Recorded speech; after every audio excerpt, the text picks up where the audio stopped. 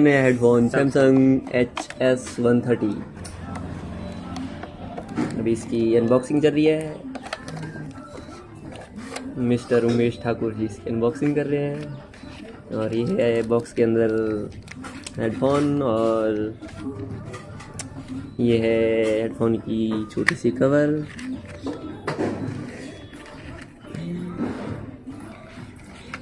दिखाइए ज़रा कैसे हैं हेडफोन, दिखने में कैसे हैं।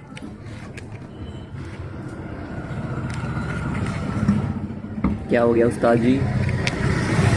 लगता है इसे निकालने में थोड़ी सी प्रॉब्लम आ रही है। और ध्यान रखना, कंप्लेंट करनी पड़ेगी।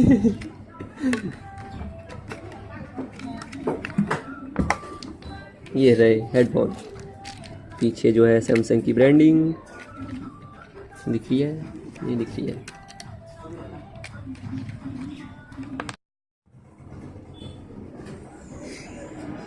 साउंड जो है आपको सुनाई दे रही होगी, ये है माइक्रोफोन की साउंड क्वालिटी।